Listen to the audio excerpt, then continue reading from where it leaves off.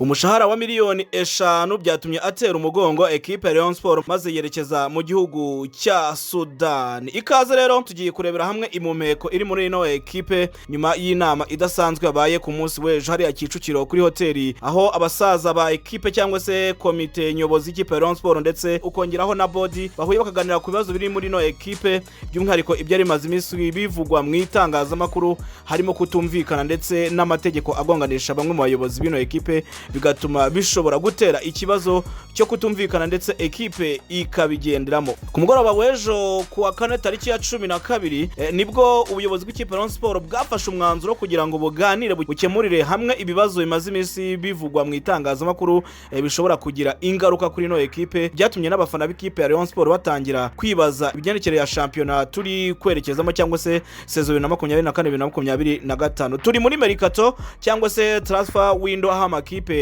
agura abakinyi azifashisha mu marushanwa aba azitabira umwaka ukurikiyeho. Equipe ya Rayon Sport yari yarageze ku isoko bwa mbere nyuma yo gusinyisha umurundi ukina nka nimero 3 musore Prince Michel.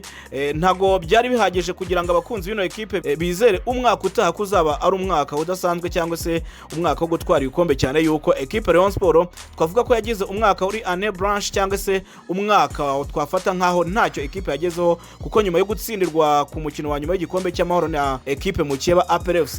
iyi kandi ikanayitwara igikombe cya championnat kuri difference y'amanota agera kuri 4,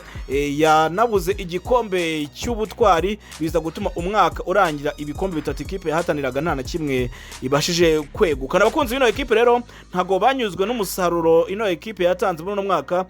ariko ikizere ntabwo cyahise gitakara, cyane yuko ino equipe yari yarabonye tike yo kuzasohokera u Rwanda mu marushanwa nyafrika, by'umwihariko nk'ikipe yageze ku mukino wa nyuma y'igikombe cy'amahoro Peace Cup igomba gusohokera u Rwanda mu marushanwa ya CAF Confederations Cup. Equipe ya Rayon Sport rero yigabye ku isoko, ariko nyuma haza kuvugwa ibindi bibazo bigiye bitandukanye birimo kutumvikana, kurwanira ubuyobozi ndetse n'ibindi birimo na mikoro atarahagije cyangwa se makeya, byatumaga gufata umwanzuro muri ino equipe bigorana ndetse no kuba recruitment zatangira gukorwa ku buryo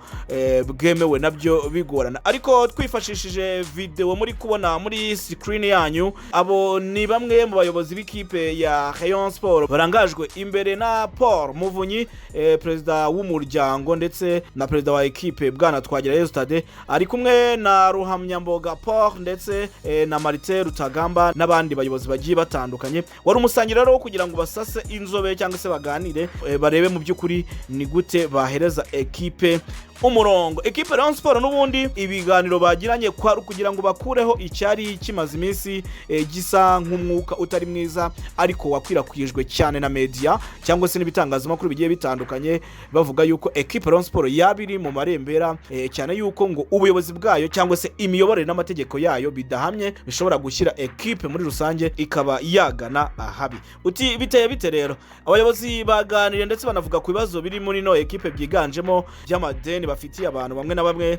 Muribuka ideni ry'uwitwa Kanyabugabo Haji, muramuzi uyu no mukunzi w'akadasohoka w'ikipe Rayon Sport, miliyoni 50 yayigurije mu ntangiriro za saison kugira ngo equipe ibashe kubona imishahara yari ibereyemo abakinnyi ndetse no kurokrita abakinnyi bamwe na bamwe. Izi miliyoni 50 nizo zaguzwemo abakinnyi barimo aba Suleiman Dafe, Adrai Jalo, Biramahire Abedi n'abandi bagiye batandukanye, ariko nubwo batatanze umusaruro bari bitezweho, cyane yuko equipe Rayon Sport expectingaga byinshi muri bano bakinnyi, ariko biza kurangira nyine batayibonye, ariko ntabwo byari gukuraho ko bafitiye ideni uwitwa Haji Kanyabugabo. Rero mu byaganiwe harimo uburyo bwo gushyiraho umurongo wo kwishyura uno mugabo kugira ngo ikirego yari yatanze mu rwego rw'ubugenzacyaha RIB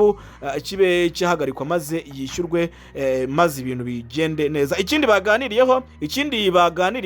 ni transfer zo muri uku kwezi kwa gatandatu, kuko muzi ko equipe Rayon Sport yagiye igana n'amazina y'abakinnyi agiye atandukanye, kandi akaba ari equipe yiteguye kuba yarekura umubare w'abakinnyi batari bakeya. Mu bakinnyi 35 bari bafite license zo gukinira equipe Rayon Sport mu mwaka ushize, bivugwa yuko equipe igomba kurekura abakinnyi 19 igasigarana abakinnyi bagera kuri 14 ndetse ikinjiza abandi 12. Birumvikana ntabwo ishaka gutunga urutonde rw'abakinnyi benshi, ntabwo ishaka kurenza abakinnyi barenga 25,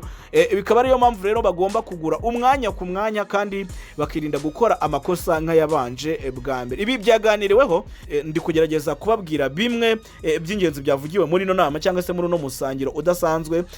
ikindi cyagarutsweho nababwiraga ni zero kritoma n'uburyo zigiye gukorwa ndetse hari n'amazina amwe namwe isaha n'isaha mushobora kuza kubona ku biro by'ikipe ya Rayon Sport. Uribaza ngo ni bande bagiye gukurikira musore Prince, buri mureyo wese aribaza ati ni rihe zina rigiye gukurikira musore Michel Prince nk'indi signing mu ikipe ya Rayon Sport. Mwagiye mwumva ibiganiro bya Rayon Sport n'umudefenseri wakinaga mu ikipe ya Mukura Victory Sport hariya muri Central Defense bamwita Rushema Chris, umudefenseri w'umunyarwanda ukiri mutoya ufite corap zigera muri 3 za nationali ikipe senior. Birumvikana n'umusore umaze kugira icyo twakwita mentalite, umaze kumenyera ikijyanye n'amarushanwa akomeye. Uyu rero Rushema Chris wagize saison nziza muri Mukura Victory Sport ari mu muryango umwerekeza mu ikipe Rayon Sport, cyane yuko itariki 15 promesse ya Skoro yari yarahaye ikipe ya Rayon Sport ko igomba kudepoza miliyoni 100 kuri konte y'ino ekipe maze akafashishwa muri Lokritoma. Harabura iminsi mike cyane itarenze 2 kugira ngo ikipe Rayon Sport yakira no mafaranga ngo imwe muri Lokritoma cyangwa se umwe mu bakinnyi bagomba kwita barangizanya ku buryo bwihuse ni uyu mudefenseur ugomba kuza gusimbura Omar Nyingo munya Senegal wamaze kubwirwa yuko agomba gushaka indi ekipe kugira ngo asimbuzwe uyu nguyu Rushema Chris akaza gufatanya na new captain cyangwa se captain mushya ugomba gusimbura Muhire Kevin. Ndaje tugaruke ku nkuru y'uyu Muhire Kevin mwumve uko iteye, na wundi yitwa Omar Nyinge agomba kuzafatanya n'uwo bita Rushema Chris. Abandi bashobora kuba bari mu muryango winjira mu ikipe ya Rayon Sport yitwa Joseph Saki, n'umunyegana ukomeye cyane wakiraga mu ikipe ya Muhazi yayibereye na kapiteni, ariko nyuma yuko ino ekipe itabashije kuguma mu cyiciro cya mbere twabonye abantu bakomantinga cyane bavuga ngo gute ekipe yashoje ku mwanya wa 2 igiye kujya mu marushanwa nyafrika yifuza umukinnyi uri ku rwego nk'urwa Muhazi yamanutse mu cyiciro cya 2. Gusa abumva ururimi rw'umupira barabyumva cyane cyane yuko burya hari ekipe muri rusange ikina je collective, ariko hari na ekipe iba igira icyo bita individu cyangwa se wa mukinnyi uba akomeye ku giti kiwe. Twabonye rero ubwenge budasanzwe ndetse n'ubuhanga bw'uyu musore Joseph Saki, abantu bibazaga niba koko aberita gukina mu ikipe nka Muhazi. Rero iyo performance iri ku rwego rwo hejuru niyo yatumye abatoza ndetse n'abashinzwe gushakira abakinnyi ikipe Rayon Sport nyine barimo bagisa Ilambo na Eric, umutoza Afam ya Rotifi uyu munya Tunisia uzatoza ikipe Rayon Sport utibagiwe ndetse na Gacinya Chance Dini. Bifuza kuba bazana uyu Joseph Saki maze akaza muri mediane ikipe Rayon Sport. Rayon Sport izatandukana kandi na Niyonzima Olivier Sef, birumvikana bakeneye nimero 6 typique wa wundi ukina ubasha gukina iriya zone yo hagati, akabasha kuba rido nziza ikinyiriza defense y'ikipe Rayon Sport ndetse akaba n'ikiraro cyiza gihuza attaque ndetse na defense bakabasha kina nka ekipe bakagira je collectif imwe bitewe n'imikinire umutoza yaba yifuje ko bakina. Joseph Saki rero anytime cyangwa se igihe icyo ari cyo cyose mushobora kuza kubona hariya Kicukiro niboyi rwose mu biro by'ikipe Rayon Sport yamaze guterekamo kare akajezi k'ikipe ya Rayon Sport. Ibyo biri mu byaganiriwe muri iyo nama idasanzwe cyangwa se muri uwo musangiro wabaye ku mugoroba washize. Gusa icyo dushaka gukiriyaringa cyangwa se gukuraho umwuka mubi cyangwa se icyo cyuka kitameze neza cyakwirakwiye cyane mu itangazamakuru ngicyo rwose nta gihari. Ubutumwa bwa Marite Rutagamba rwose bwari busobanutse cyane, bwasakaye hirya no hino abwira abantu ati mwitonde mutuze rwose twe ibyo dukora turabizi. Ubwo rero reka turebe ni bande bazasinya, ahubwo nene nababwiye turaza gukomoza gato kuri transfer ya kapiteni w'ikipe y'igihugu y'u Rwanda ariko yacane cyangwa se abakina imbere mu gihugu, ariko nanone akaba kapiteni w'ikipe ya Rayon Sport n'umukunzi wayo icyarimwe nkuko ajya ahora abyivugira, yitwa Muhire Kevin. Uyu yamaze gusinyira ikipe ya Jamos FC yo mu gihugu cya Sudani y'Epfo. Uti biteye bite? Uyu nyuma yo gusoza amasezerano mu ikipe Rayon Sport yari yarasinye umwaka umwe yishyurwa miliyoni 20 z'amafaranga y'u Rwanda. Abakunzi b'ikipe Rayon Sport bumvaga rero ko agomba kongera amasezerano cyane yuko nk'ibisanzwe asanzwe asoza amasezerano akayongera. Rero byari byitezwe yuko azongera akavugurura contract mu mukinnyi w'ikipe Rayon Sport, ariko rero ngaho ifaranga rikubise haroroha cyane yamaze gukacikwa miliyoni 125 z'amafaranga y'u Rwanda ibihumbi 85 birengaho gato by'idolari ubaze mu Manyarwanda arenga muri miliyoni 125 n'ibindi bice birengaho mu by'ukuri yamaze kuba ayashyirirwa kuri konte asinya kontra y'imyaka 2 akajya ahembwa salary cyangwa se umushahara wa miliyoni 5 z'amafaranga y'u Rwanda. Turibaza tuti ese nubwo wabukunda equipe cyangwa se kugira ngo tube honest cyane yuko bano babakina nk'abanyamwuga n'abaprofessionnel bakeneye gutunga imiryango yabo apare y'urukundo babakunda ama equipe ubwo nyine turagira ngo dusubize ikibazo twabonye abakunzi b'ikipe Rayon bavuga ngo nago yagakwiriye kwita ayitererana equipe isohotse yagombaga kongera amasezerano ariko bibutse yuko uyu Muhire Keve niwe mukinnyi wahembwaga amafaranga menshi mu ikipe Rayon Sport kuko yahembwaga miliyoni 2 z'amafaranga y'u Rwanda ariko ikipe ya Jamos yazikubye kabiri ndetse narenza indi miliyoni. Sinzi niba uri kumva icyo kintu ndatekereza ko ntabwo iyi offer cyangwa se